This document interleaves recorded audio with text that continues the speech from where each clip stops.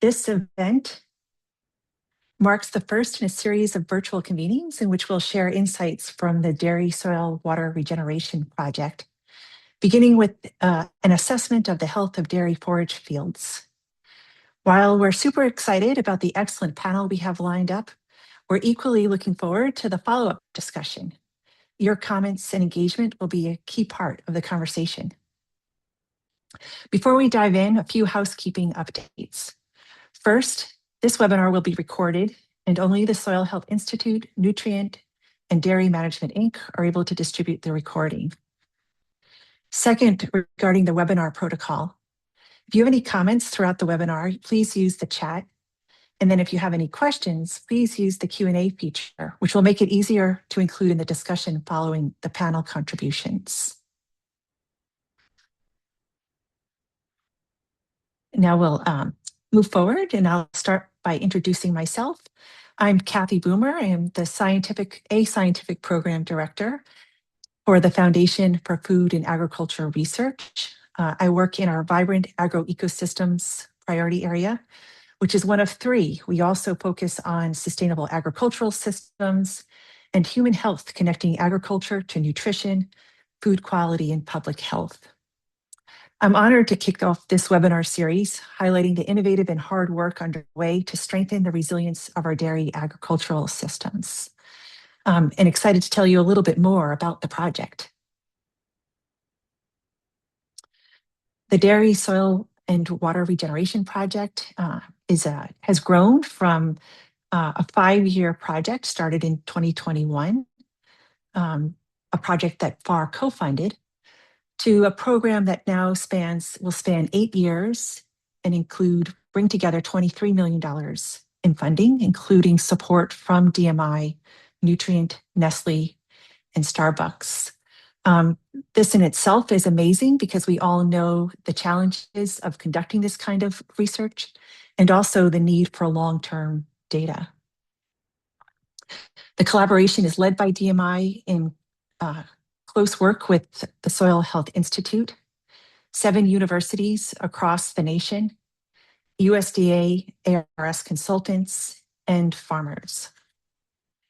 The overarching goal of the project is to build soil health that results in reduced greenhouse gas emissions, better water quality, and long-term economic benefits to our dairy farmers.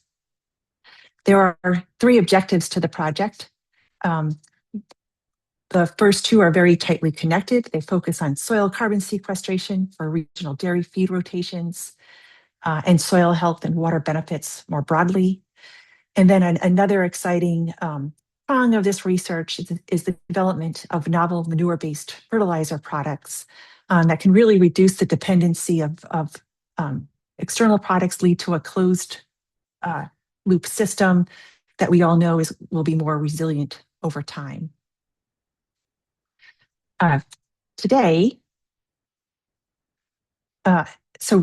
we'll focus more on the soil health, soil carbon benefits. I'll tell you a bit more about the program we have lined up for you. But first, I'd like to share a little bit more about FAR and why we're so excited about this program. So FAR is a grant-making organization. We were established in 2014 by Congress. We're funded through the Farm Bill. Our mission is to build collaborative partnerships to support audacious science addressing today's food and agricultural challenges. And our vision is a world in which pioneering collaborative science provides every person access to affordable, nutritious food grown on thriving farms. To do that work on a daily basis, we connect funders, researchers, and farmers to pioneer the next frontier of agricultural innovation. So why DSWR? Well, there are many exciting threads to the program beyond what we can present and highlight today, but I want to share 2 overarching strengths and contributions of the program. First, we see the program as a national multi-institutional effort. It's really a catalyst for moving beyond simply demonstrating a practice works, but understanding when and where it can deliver the greatest benefits when properly designed and maintained. The second contribution is demonstrating a scalable model for building national insight from locally grounded research efforts, a path from local innovation to national synthesis, a model that demonstrates how we can stitch together the excellent work happening across our universities with USDA research and local knowledge to better support our farmers.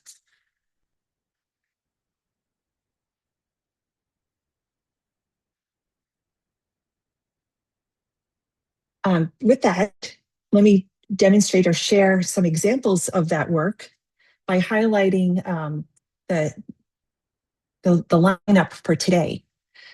So project components include a general dairy farm soil health assessment, then some on-farm research looking at how practices affect greenhouse gas emissions, and then thirdly, thinking carefully about how to connect this work with the producers on the ground who are using the information and also can help us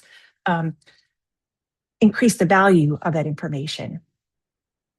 One of the challenges of this work is recognizing that each research effort brings local talent and local field constraints that has constantly creates challenges to synthesizing data across a range of climate and field conditions. So we tried to embrace that diversity, but we also worked on setting up the experiments as consistently as possible, making sure that soil manure and crop samples were collected using the same protocols, analyzed by the same labs. Gas samples and other field measurements were collected using the same model instruments. And then we had a centralized QA, QC, and data curation process.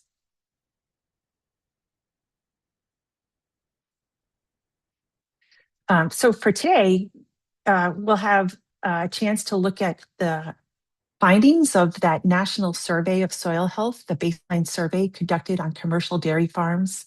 The data will focus mostly on Wisconsin's Driftless region. And then we'll have a panel discussion that highlights how management practices such as reduced tillage and cover crops impact soil health. We'll build in that by identifying opportunities for continued development in our understanding of soil health management on dairy farms and explore perspectives about the practical implementation and impact of this work. And then again, to close today's webinar session, we're really excited to foster discussion and strategies with the full group for improving soil health in dairy feed production.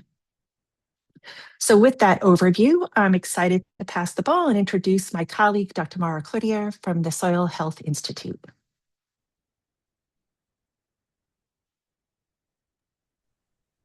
Thank you, Kathy. All right, let's see if I can get my presentation loaded correctly.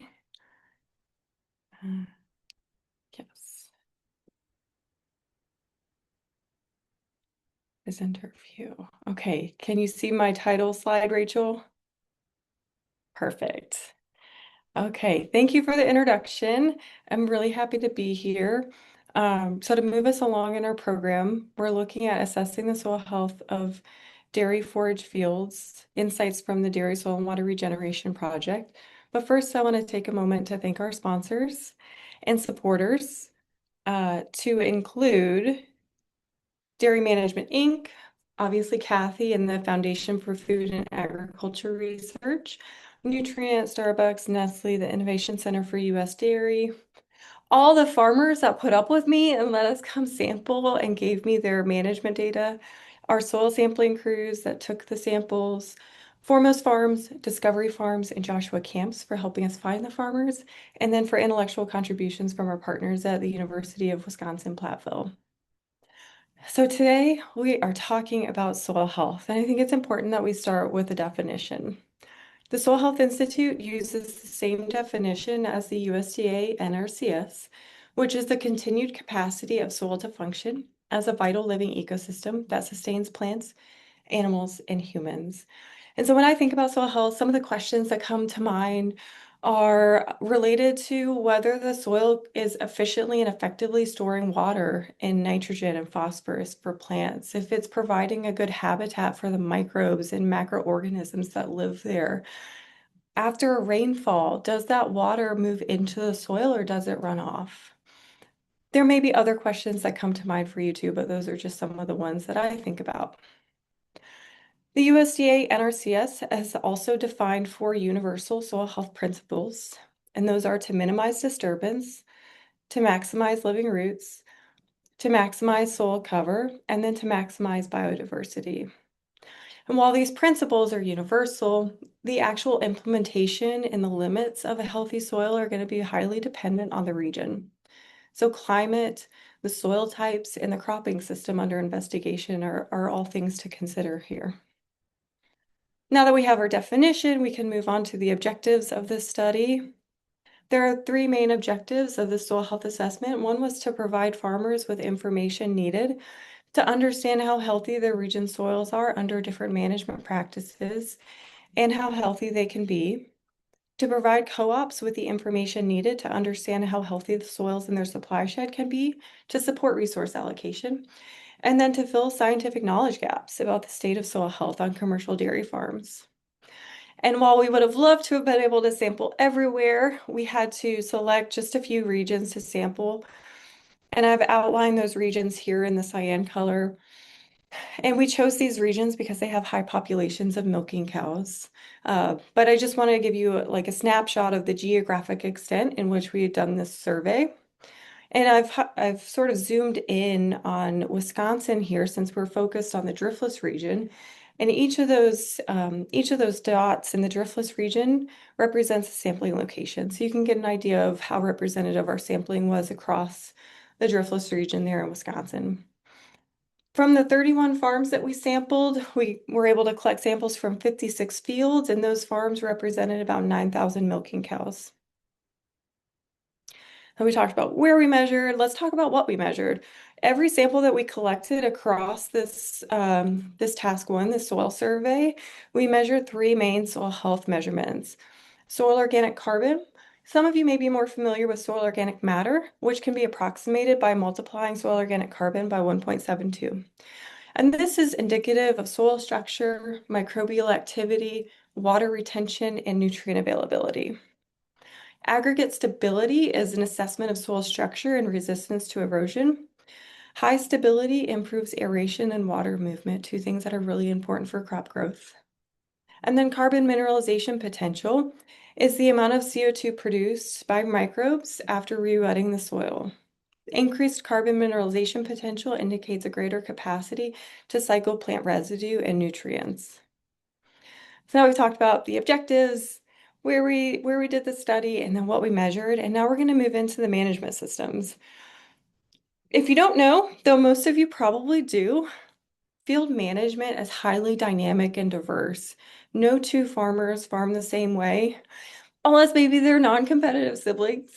And I'm just gonna kind of like briefly walk you through some of the diversity that we found in the Driftless region for 3 common crops in rotation. So we had corn silage, soybean, and alfalfa. And in the corn silage years, some fields had cover crops, some did not. Some used intensive tillage implements, some used reduced, and some had no-till.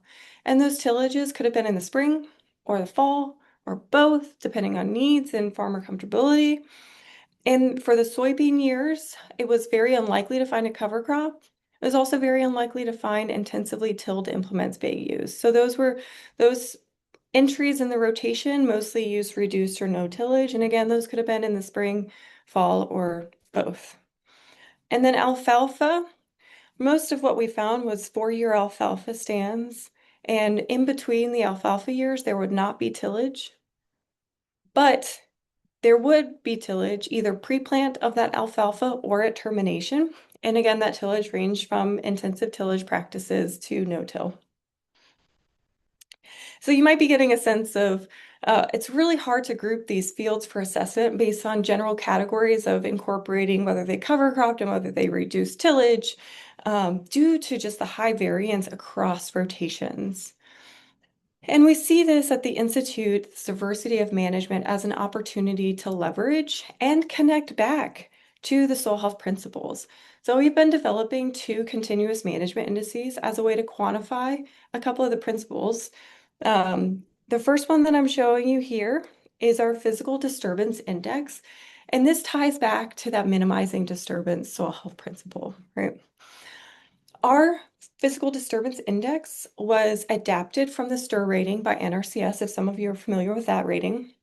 And this is a spectrum of 0, and I've capped it at 78 here because that was the greatest index value that we found in the Driftless region, though it could be higher than 78.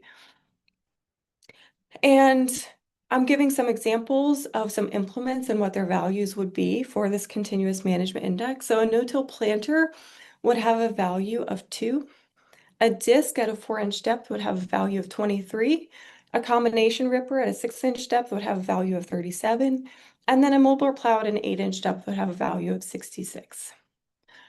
When we collected management data from fields, we collected 5 years of data, and we were able to collect information about the implements and the depths that were used, so we could calculate a 5-year average for each field.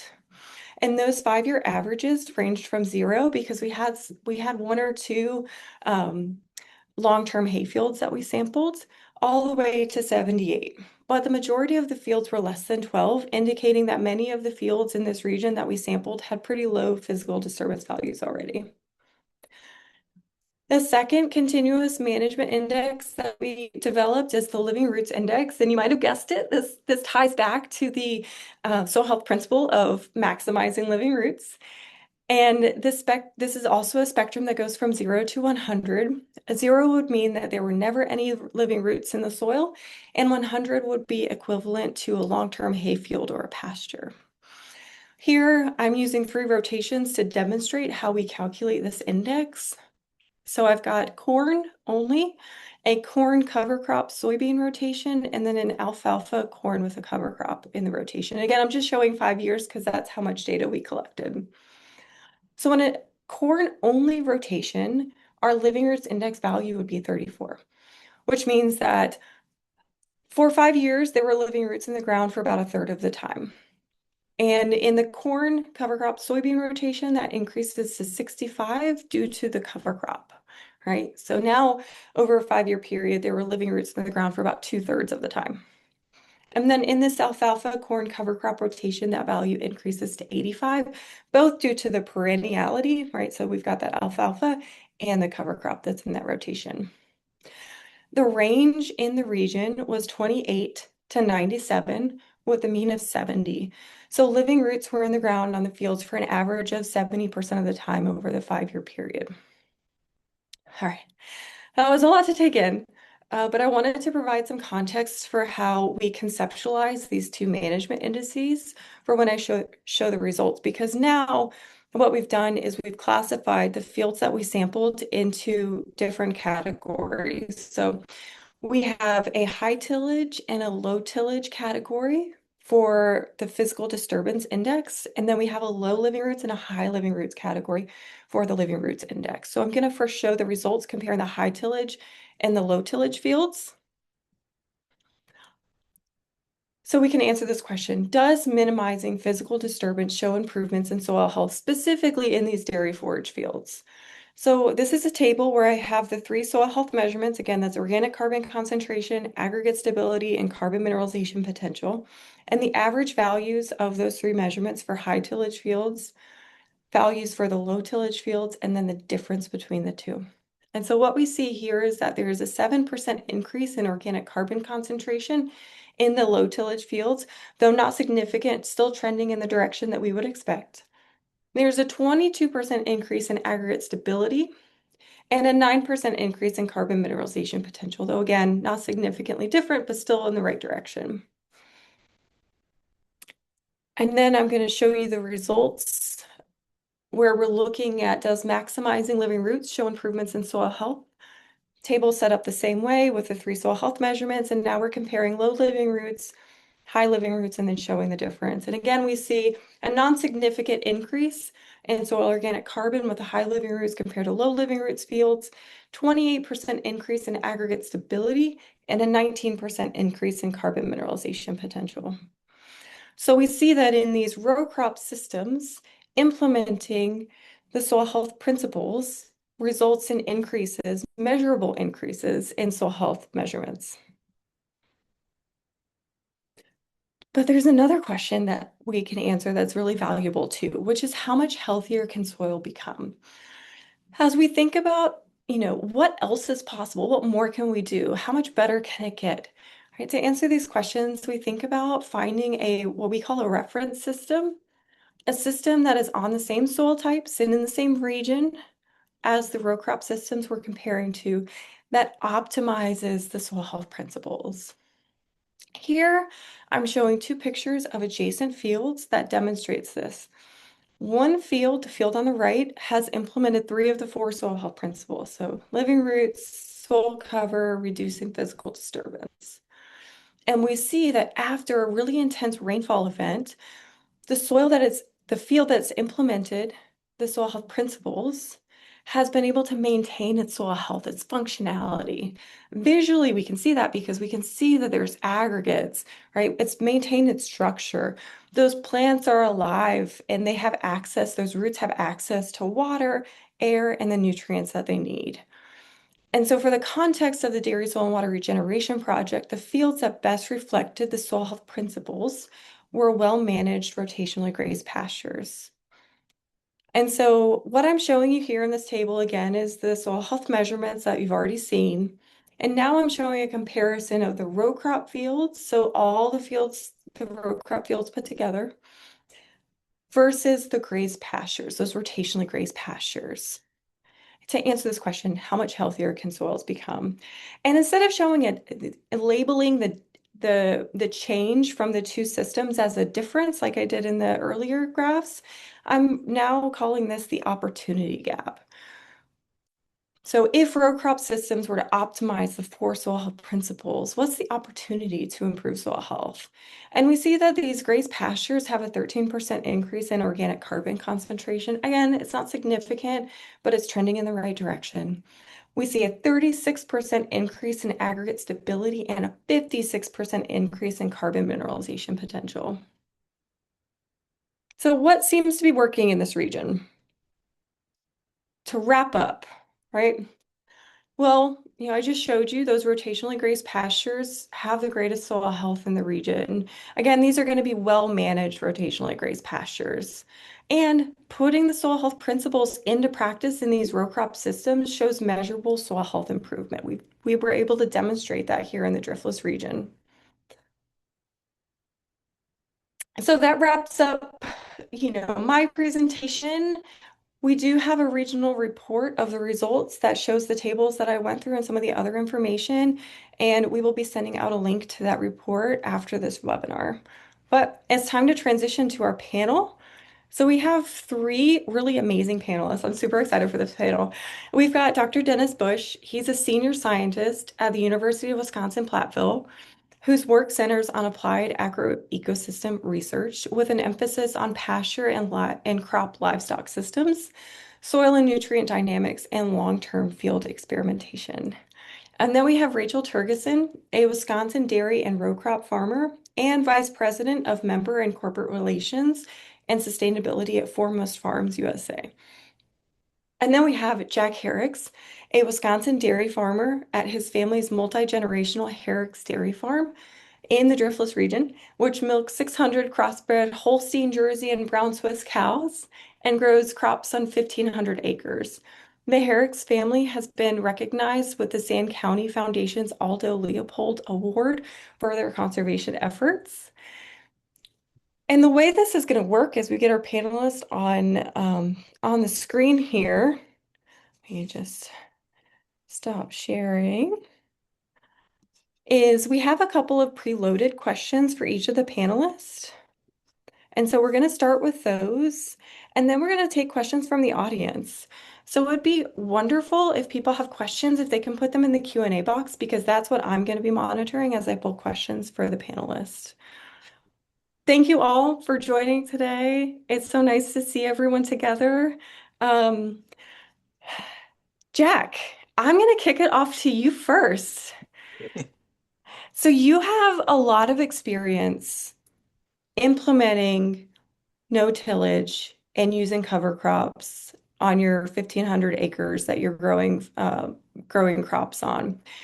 And I'm wondering if you could just talk a little bit about how you got started using those practices.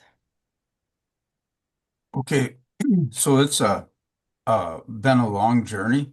We've been no-tilling since 1985, and uh, I've been farming since 1971.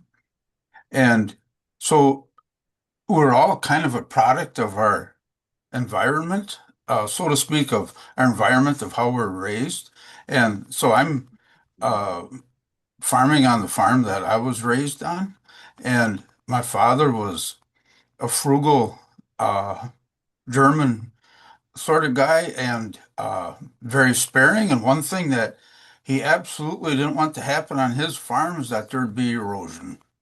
And so that was impressed on me at a very young age. And so then when I got into farming, uh, and we switched from mower plowing to chisel plowing, and we thought, boy, that's going to be the end all. No.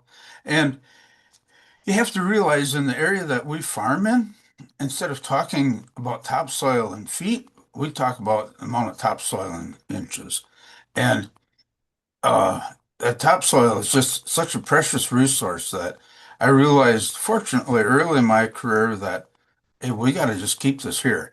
And so I thought we got to find a better way. And when when I started no-tilling, I was the young guy.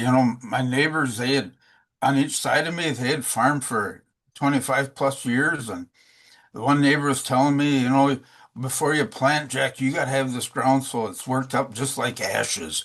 And, and then, so when we decided that we're going to make the transition, it's like, you know, you, it's kind of almost like being married. If you're married, you're married, and if you're not, you're not.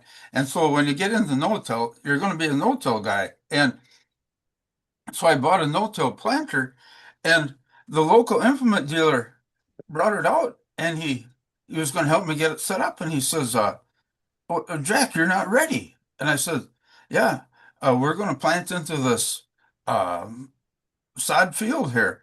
And he says, "Well," he says, "you think you can do that?" He says, "Good luck." He says, "But I don't want any part of it." And he got in his pickup and left. I mean, that was how that went. And people would just uh they were more critical than supportive, but we endured and sort of started getting it to work. And then we made ourselves available to do custom planting so that neighbors would try it on sometimes only 5 or 10 acres because this is pretty risky. And but then when they seen that it could work, it just kind of developed its own life and went from there. And so our objective with no-till with cover crops is to absolutely keep as much of our soil in place as possible, to keep it healthy, to keep something green on it, keep roots in it, and uh, go from there. There's a lot of tidbits I'd like to pull from what you just said. But it sounds like you and your farm have been really an epicenter of change in the region, which is really great to hear. Always, it starts with one and then hopefully it keeps growing. Um, Dennis, I'm going to pass the next question to you. You supported this effort, and we've had many conversations about soil health management for farmers in the region. And you also have experience monitoring changes in soil health outcomes. Now, apart from those measured in the study that I talked about today, I'm wondering if there are any findings from the survey that surprised you, or maybe have complemented things that you found in your own studies. That's a great question. I think, first of all, I'd like to toss it back to you, Maura. Um, yeah, this presentation is a little bit different from the original publication. The original publication was looking at perennial systems versus no-till systems versus conventional. And I'm curious why you transitioned from those categories into what we're talking about now. Yeah, so we transitioned because those categories were really noisy. because of all the variation that we saw in the management data. And at that point, we just hadn't, at that point, we hadn't finished developing our continuous management indices. So the best that we had was more of these like crude categories of trying to force things into buckets that maybe they didn't really belong in. And you could always make a case that they belonged in another bucket. And so I think we've done a lot of maturing at the Soil Health Institute and thinking about how to integrate that diversity in management.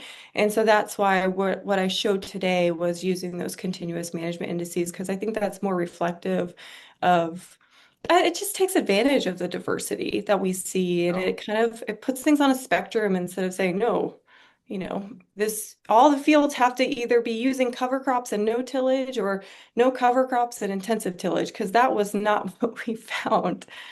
Yeah.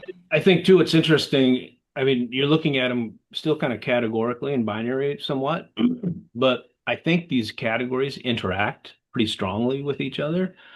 And there might be some synergies across categories, and I think it's very complicated. And even beyond that, it's complicated in how we define the components. Maybe tillage is fairly straightforward, but living roots, I don't think is. We can try to establish a cover crop, or we may establish a cover crop, but that still, I think, is pretty generic. It's how was it established? What was your, kind of seeding rates did you use? Was it an early following corn silage and you had a really nice establishment because you had a lot of growing degree days that was available in the fall for growth? Or was it late season following corn grain, and you didn't have a good fall for establishment? So come spring, there's really not much cover there, that's going to provide much protection or that's going to promote biological activity. So I think I like what I'm seeing in the way that as I've been struggling with these same things. How do we kind of categorize these different components of soil health so that we can at least evaluate the soil health components against an outcome? And so I think the data is really interesting, and I think there's a lot of work ahead of us yet to further refine what you're doing, but I think it looks very good. Thank you for sharing. I don't know if you answered my question, Dennis. So were there things that surprised me? Well, or any that complemented what you've been finding. Yeah, I think complement and also confound, what we've been finding too, so just like collecting some anecdotal evidence of so I do water monitoring on some sites that are what I call reconnaissance type monitoring, where it's not part of a real strict experimental design, but just kind of curious as to what this system, how it's influencing surface water runoff and water quality. And one of the most intensively tilled sites that I monitor has one of the best water quality outcomes. But it's a system that's organic. I wonder, you're talking about your disturbances. One thing we didn't talk about today is a chemical disturbance. How is that influencing soil health as well? But so that's one component where I see some confounding issues, but others, more generally speaking, yes, if we're going to reduce our tillage and we're going to have cover crops, typically like on a single farm, if you do that, implement those things, you will improve your water quality outcomes. You will reduce surface water runoff. You will reduce, along with that, you're typically going to reduce your erosion rates, and you're going to reduce your nutrient losses. However, there's no free lunch. In 2023, we had a dry season in this area. Early spring was very dry. And on some of those sites, we didn't terminate the cover. We left it go, and we planted green. And we took too much water out of soil profile.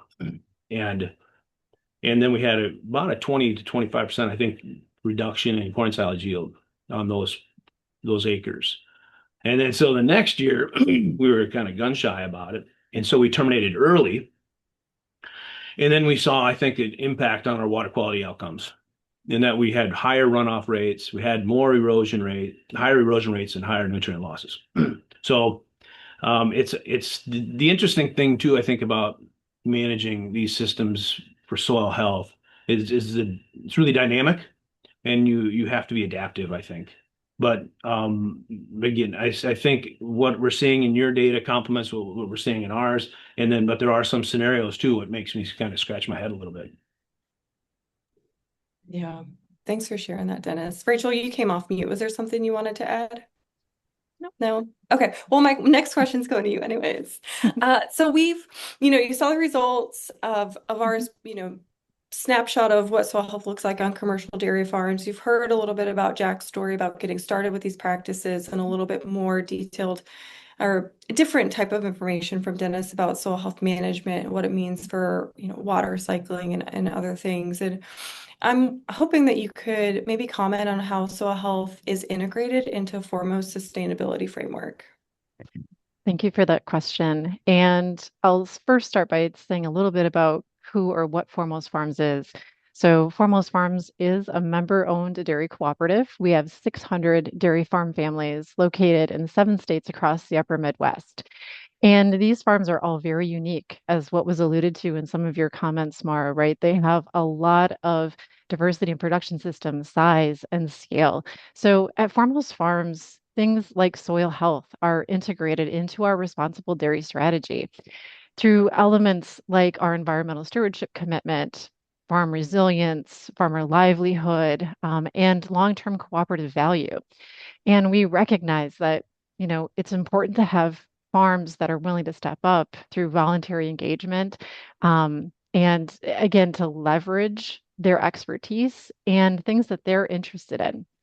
Foremost, as a cooperative, has been a long time participant in sustainability activities. We have been members of the Dairy Stewardship Commitment through the Innovation Center for U.S. Dairy since 2018.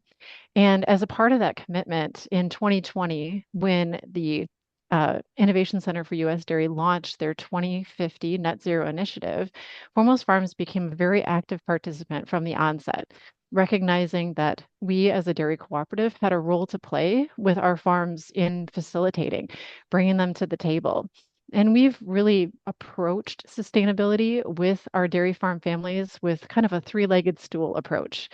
We want to make sure first that we're giving them credit for the things that they're already doing. It's fair to say that dairy farms are already doing amazing work in sustainability and environmental stewardship. So we, as their cooperative, leverage tools like the National Dairy Farm Program Environmental Stewardship Program, as well as the Conservation Practices Questionnaire to help them establish baselines and understand opportunities that their farms might have. Secondly, it's fair to say that we need to meet farms where they're at in their journey. I mentioned all farms are different, and every farm is starting in a different place. So it's important, as their dairy cooperative or facilitator in this space, we invite them to the table for opportunities that they are interested in, not being prescriptive, bringing them to the table to provide opportunities to participate in studies like this one, or customer programs or incentive-based programs. Again, not being prescriptive, but allowing them to choose attributes that are important to them. And lastly, it's really important that thirdly, we connect our farms and their amazing stories of sustainability back to customers and consumers. This is a really important part of how we continue to talk about sustainability and how dairy can really be seen as being excellent for the planet and also continuing to nourish us into the future. I couldn't have said it better myself. That was excellent. Thank you for sharing that, Rachel. It's really great to hear how it's kind of integrated into many facets of what you're doing at Foremost. Okay, so the next question is going back to Jack. Um, I'm wondering if you feel like these practices, what we're talking about right now is soil health management. So it could be broader than just no tillage and cover cropping, but I'm wondering if you could speak about um, the benefits that you've seen for your operation and if you feel like you're meeting your stewardship goals. Okay, I can give you kind of a long answer to a short question, but uh, it's all about doing the best that we can do for our people, for our animals, and for our soil. And then in turn, if we're doing the best for them, then we need to be able to be generating profitability. And because if we're going to give them other three the proper care they need, we just have to make money to be able to do that. And part of this is uh it takes a while to learn this lesson, but you have to approach all this realizing that as a manager, I'm not really the guy in charge. Mother Nature's in charge, and then we have to learn how to work with her. And once we can get that through our noggins, it gets a whole lot easier. And like Dennis was saying, there's so many variables. I think my belief is that long term, Mother Nature wants to be helpful. She might throw us a curve, but long term, she really wants to work with us. And I say that because I think it was in 2021, we were late with getting our cover crop established because of a late corn silage harvest. And if the rye is going to, winter rye, if it's going to really get a cover over the soil, it needs some time to get germinated and get started before winter sets in. Well, we put it in the ground, nothing came up. But I noticed, and you probably find this hard to believe, but we had a little warm up in the winter, and on the 28th and 29th of December, the red sprouts from the rye came out, and within 2 days they were about 3 inches tall. And so it was there in the spring to do its thing. And it's just that's kind of how it works. And you have to kind of approach all of this from a really long-term perspective instead of, I mean, we need to be profitable from year to year to year, but these practices, I view them more as generational. We need to um, improve our soil, build our soil health, and it's something that's just takes a long time. It just it don't happen fast, and so it's just a process. Yeah, I wrote down, you got to have some knowledge and a little faith. Absolutely. All right, Dennis, you're getting the next question.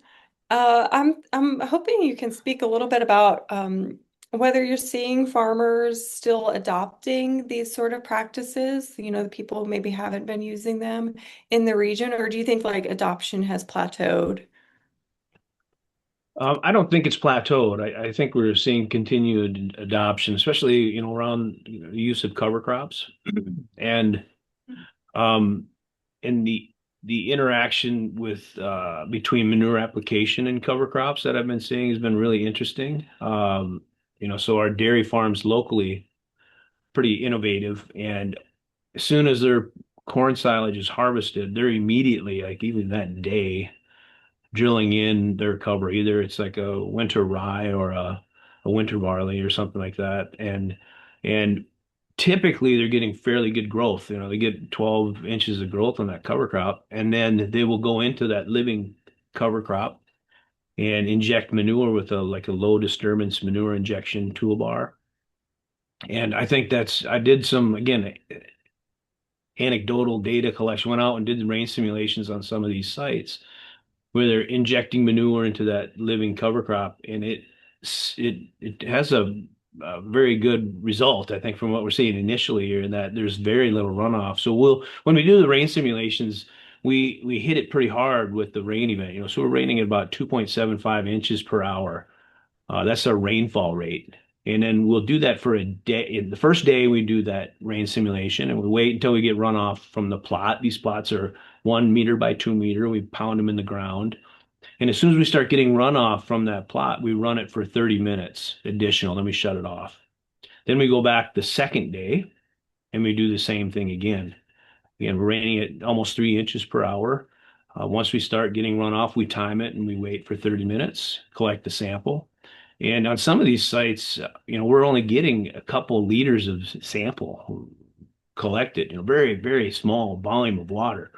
And the water that is running off, the turbidity is very low. So that means that the erosion rates are low. And just by the nature of the very little bit of surface water runoff, the loads for, phosphorus and nitrogen, those types of things are really, it's extremely low. So it's really interesting to me to see that they're not only adopting these soil health practices like cover crops, but how they leverage that practice to kind of address one of the more risky components, I would say, of the dairy, which is dealing with large amounts of manure, typically on our heavier application rates. How are we utilizing that soil health management system to I almost turn the issue of manure management into a positive? Really, it benefits that cover crop.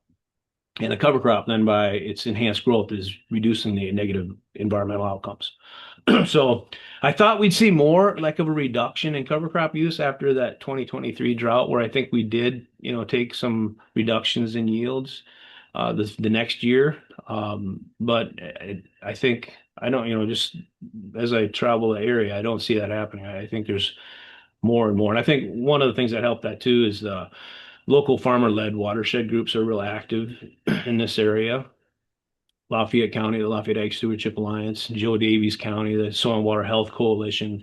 Dubuque has the farmer-to-farmer watersheds over there. Grant County has fields of Cincinnati that are active, and they're broader than Grant County too. But I think that the message is there, and the farmers themselves are promoting it peer to peer. So I think all those things help adoption. Yeah, and to pull on that thread a little bit, I'm going to pass this question to Jack.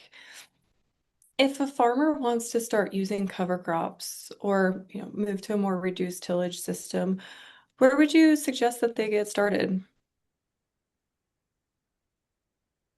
My suggestion usually is to kind of nudge your way into it. If you're uncertain, maybe see if you can get, instead of buying a new planter or a different planter, see if you can get someone to maybe come and plant some acres for you and help you get started with it, see how it works. And likewise, if you're going to start no-tilling a small grain crop or alfalfa, uh, rent a no-till drill and don't make a big investment. Just get started that way. Plant some cover crops. Rye is my cover crop of choice for a couple of reasons. One is because it's low cost, and the other one is because a lot of times after corn silage, we just uh, we've made it a priority to get the cover crop in the ground, but sometimes it still gets into the 1st or up to the 10th of October, and depending on the growing season, you can just run short. And so rye is pretty forgiving. And so just kind of get yourself started, but also uh, it's so easy for maybe it's that way for a lot of people, but for farmers, uh, boy, that old phrase, we've always done it this way. And you got to be willing to kind of step out of your comfort zone and try something different and uh, try to improve how you do things and not be satisfied with the status quo.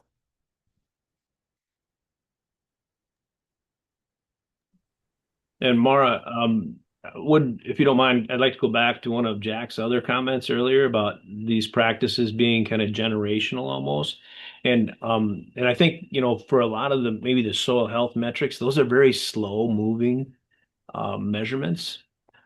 Fortunately for me, I focus more on the water quality aspects, and those are evident very quickly, I think, when you implement some of these soil health measurement systems. Like in our site here alone, when we compare our aspirational system, which is the no-till cover crops, with the solid manure-based dairy fertilizer, compared to our prevailing system, which is injected manure, some tillage, no cover crops, And we see dramatic differences in runoff volumes and in nutrient losses and in soil erosion rates, very significant differences. So in the first 3 years, um, especially last year, and again, it makes a difference. Last year we let that cover crop go longer into the season, so it had a more recalcitrant, residue that persisted longer, provide a lot more benefit for a longer period of time. But really big differences in those outcomes. And again, this has been, like a 3-year project monitoring so far at our site, and we see, initially, quite dramatic differences. So on the water and on the runoff side and on the soil erosion side and nutrient loss from surface water, the changes can be dramatic and they can be quick. Now, again, no free lunches. We're seeing more water going through the soil profile. So we have to be careful that we're managing nutrients, especially nitrogen, so they're not increasing the load of nitrogen to groundwater, which for us is sensitive here in the karst area of Southwest Wisconsin. And we did see slight, higher levels of total nitrogen in the lysimeters, but it's not statistically significant, but it is a little bit higher in our soil health system. But we have twice as much flow going vertical in that system than we do in our business as usual. And the business as usual is a lot more runoff. So we had about equivalent last year, we had about an inch of runoff from our business as usual, where soil health system had about 1/10 of that in total runoff. So then you can imagine, what follows from that is that the loads of nutrients are less, the erosion rates are less. So again, while some of these metrics are very slow in changing based on management, the water quality components are very quick to respond. Mara, could I add a couple more comments? Sure thing. I'm going to ask Dennis. Dennis, could you answer Jim's question just like type an answer maybe to him? I want to make sure that we get to his question over there in the Q&A box. As I don't want to stop this conversation because it's amazing, but I also want to make sure that we answer the questions that come in too. Yes, Jack, floor is yours. So the situation that Dennis is really doing a good job of describing with how to terminate or when to terminate a cover crop is, I liken it to a dance. It's kind of a dance between the farmer, Mother Nature, the custom sprayer operator guy, and just looking at all them things, and then how much moisture you think is in the soil to begin with, and what's the forecast looking like, and all them things, and hope that somehow you kind of get to do close to the right thing. And also a comment about how do you measure whether you're being successful at this or not. One easy measurement is, so over my time on this farm, our soil organic matters have went from 2.2% up to 4.4 to 4.5, 4.6%. And each percent increase in organic matter allows the soil to retain another inch equivalent of rainfall. And so that's made our typically a lot of seasons we can get kind of droughty from late July over August until September. And our crops have uh, made their way through this kind of time frame much better since our organic matters have gotten higher. And then another way to look at it is, so over the last 10 years, we've changed the forage percentage or the homegrown feed percentage in our rations from 61% to today we're at 83%.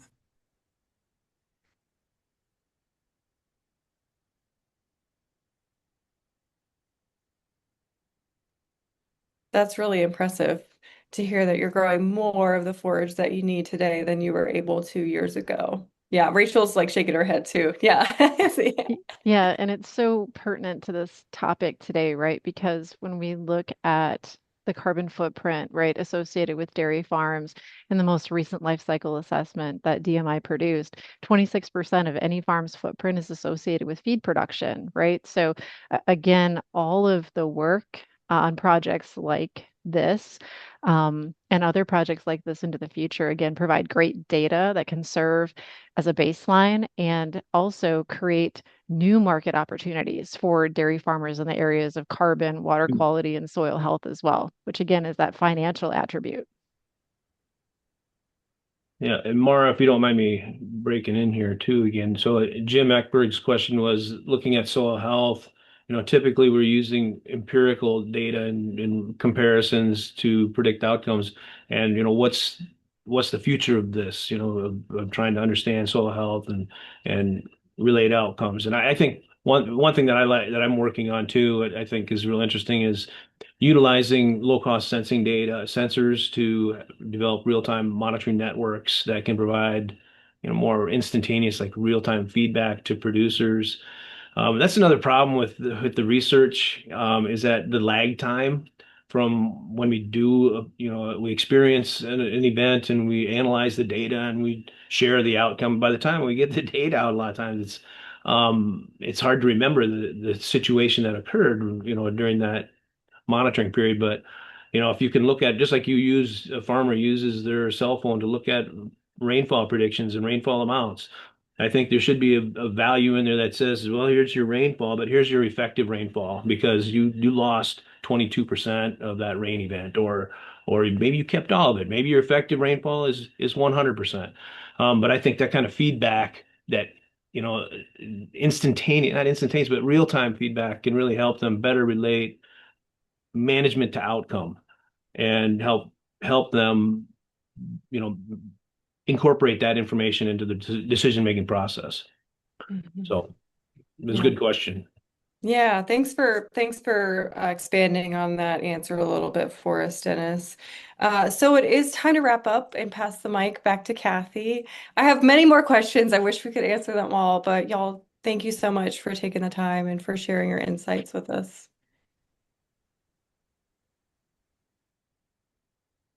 Thank you, Mara. Thank you, Rachel, Jack, and Dennis. This was just an excellent an hour that went way too quickly. I also want to thank our participants. And finally, I really want to express gratitude for how this project is strengthening our community through shared dialogue and learning. Undoubtedly, it's what's needed to meet today's challenges in our ag space. So here's a link where you can find information about data, products coming out of the Dairy Soil Water Regeneration project, and also information about future seminars, webinars, where we can continue the conversation. And then to close out again, I just want to thank all of our speakers, all of our sponsors. I'll thank our speakers again, but also need to acknowledge our sponsors, DMI, the Innovation Center for U.S. Dairy, Soil Health Institute, Nutrient, Nestle, and Starbucks. This work couldn't happen without all of us coming together, and it's just an amazing opportunity. Thanks, everyone. Looking forward to the next conversation.